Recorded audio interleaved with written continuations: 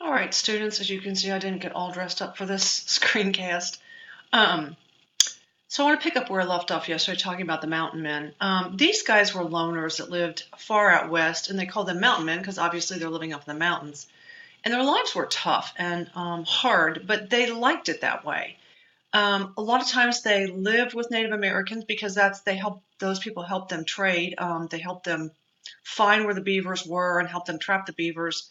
A lot of them lived and married in with Native Americans and dressed like them. They wore the same sort of clothing because, well, it made sense. The Native Americans had adapted to their environment and they wore the kind of clothing that made sense for that environment. And so the mountain men soon found out that that was the most sensible way to dress for the environment. Um, the Europeans thought that hats made out of these beaver pelts were very fashionable, and the trappers were all about making, trapping as many as they could.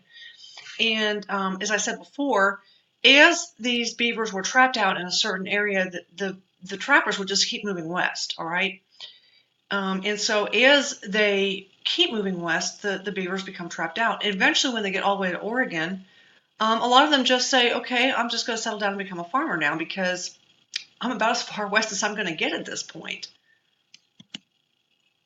Okay, so let's talk about some of these trails westward because I think pretty much you're going to be tested on some of them. I can't tell you specifically because I don't know, honestly, which ones are going to show up on the STAR test, but some of these are pretty important, especially this one, the Oregon Trail. It was one of the most important ones.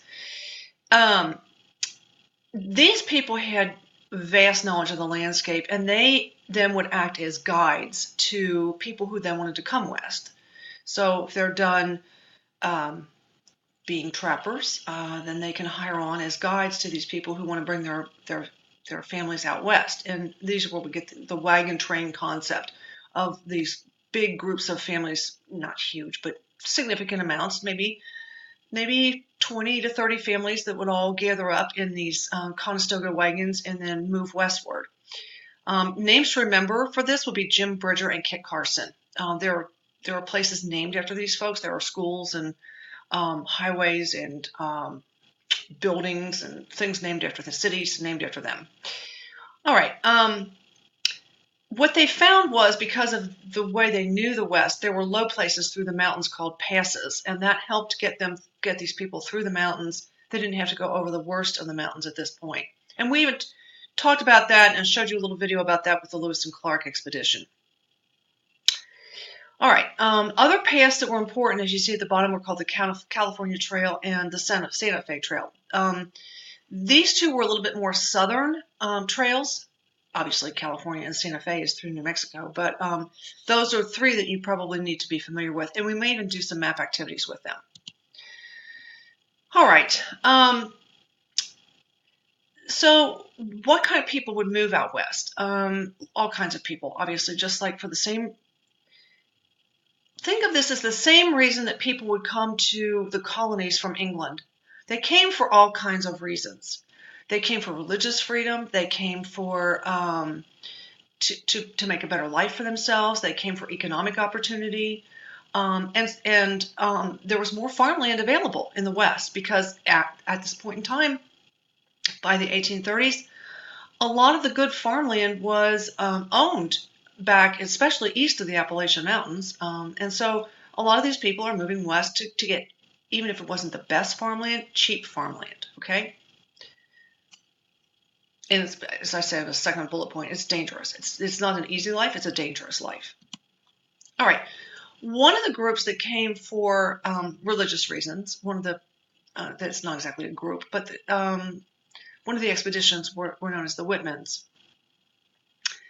I don't know that this is ever going to be tested in a very rigorous way. Your book mentions these people, so I want to talk about them for just a little bit. These people were there to not looking for gold. They went to Oregon not for looking for land. They wanted to spread Christianity. They are missionaries, all right? And they want to convince the Native Americans that they should become Christians, all right?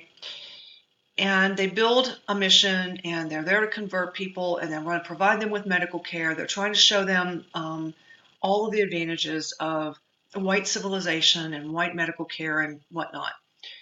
Unknowingly, though, these people had brought the measles to the Native American tribe. Now, measles are not something that you all know anything about because everyone now has got a vaccination against the measles. But even my generation, we got measles when I was a child. I had probably 3 different kinds of measles because there's different kinds. And then I even had one more bout of measles when I was in college. And it can make you really pretty sick. And it made the Native Americans die, some of them. Especially if you get them as an adult, I was way sicker in college than I ever was as a child. So naturally, just like you learned last year in Texas history, the Native Americans begin blaming the missionaries for all of their sickness and death, which you can certainly understand that. And they begin killing the missionaries. So the Whitmans are not exactly successful with their conversion of the Native Americans to Christianity because of all of this. Just a little side note. All right. So the Whitman massacre is a shock to the United States, but it does not prevent people from moving west to Oregon. People go, and I don't know if they still play it in elementary school. We used to play a game with the kids called the Oregon Trail. It's a computer game. They've probably updated it, made it much more fun now. But if not, you could look it up if you choose to.